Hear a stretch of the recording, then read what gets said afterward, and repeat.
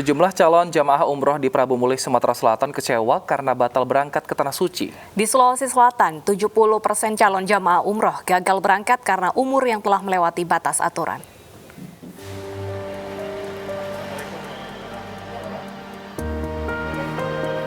Agus Ramlandani, usia 56 tahun, warga Kelurahan Mangga Besar, Kota Prabu Mulih, Sumatera Selatan, mendatangi kantor tur dan travel tempat yang mendaftar umroh. Ia mengaku kecewa karena telah 2 kali tertunda berangkat ke Tanah Suci untuk beribadah bersama keluarga.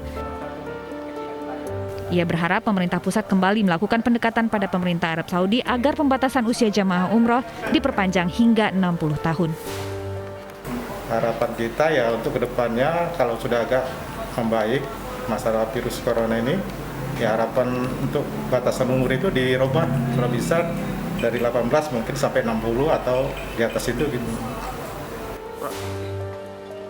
Di Makassar, Sulawesi Selatan, sebanyak 70% dari 32.000 calon jemaah umroh harus menunda mimpi mereka ke Tanah Suci karena terkendala batasan usia. Selain itu, pihak penyelenggara umroh memastikan adanya kenaikan biaya umroh selama pandemi disebabkan kenaikan pajak dari pemerintah Arab Saudi hingga 30% dan biaya-biaya lain seperti tes swab dan karantina.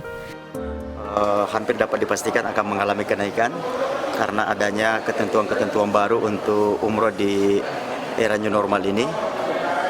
Di samping ada pajak dari pemerintah Arab Saudi naik 30%, kemudian juga kamar-kamar di hotel yang sebelumnya bisa ditempati sekamar berempat, sekarang hanya bisa disediakan untuk sekamar berdua.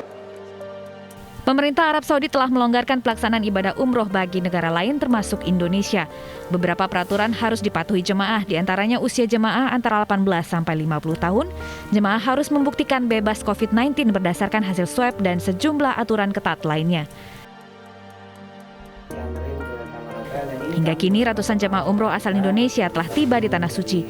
Para jemaah dibagi menjadi beberapa kelompok dengan jumlah tidak lebih dari 50 orang. Setelahnya, mereka akan menjalani karantina selama 3 hari sebelum melaksanakan ibadah umroh. Tim Liputan iNews melaporkan. Pemirsa, unjuk rasa di depan Kedutaan Besar Prancis Jakarta kembali digelar. Ratusan personel gabungan disiapkan untuk mengamankan aksi demo. Sebanyak 725 personel gabungan TNI dan Polri bersiaga di depan Kedutaan Besar Perancis di Jalan Sarinah, Jakarta Pusat.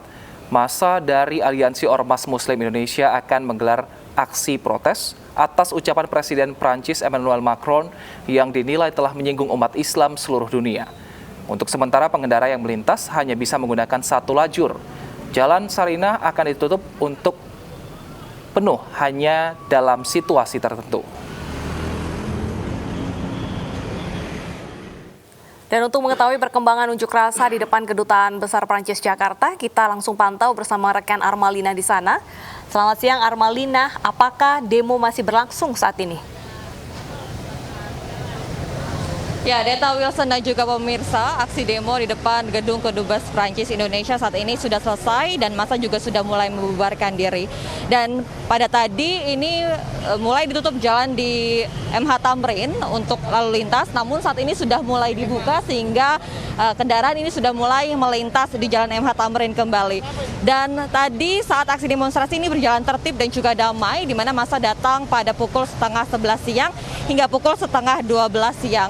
Di mana aspirasi yang mereka sampaikan bahwa mereka mengecam Presiden Prancis Emmanuel Macron terkait pidato beliau yang menyakiti umat muslim sedunia terkait adanya karikatur Nabi Muhammad SAW. Selain itu juga tadi massa juga sempat menyampaikan aspirasi mereka untuk menuntut pemerintah untuk mengikuti dengan negara-negara lain yang sudah melakukan ikut memboikot produk-produk Prancis yang berada di Indonesia sebagai bukti bahwa benar-benar mengecam dengan adanya ucapan dari Presiden Prancis. Dan saat ini untuk jalan di MH Tamrin sudah mulai dibuka meskipun belum seluruhnya, masih 1 lajur saja, namun nanti perlahan ini dari petugas gabungan Polri dan TNI akan mulai segera membuka seluruh jalanan yang berada di jalan MH Tamrin. Deta. Baik, terima kasih Armalina atas laporan Anda. Selamat kembali bertugas. Pemirsa, pimpinan Front Pembela Islam Rizik Syihab mengumumkan kepulangannya ke Indonesia melalui siaran YouTube. Rizik akan tiba di Indonesia pada tanggal 10 November mendatang. Itu Saudi Airlines, yaitu dengan nomor penerbangan SV816. Insya Allah. Pengumuman yang kedua, insya Allah pesawat kami akan mendarat tiba di Bandara Cengkareng hari Selasa tanggal 10 November tahun 2020 jam 9 pagi waktu Jakarta di Terminal 3. Di Terminal 3 Bandara Cengkareng, insya Allah. Kemudian yang ketiga yang ingin juga kami sampaikan, insya Allah setelah kami mendarat, kami sekeluarga dari bandara akan langsung ke rumah kediaman kami di Petamburan, Jakarta Pusat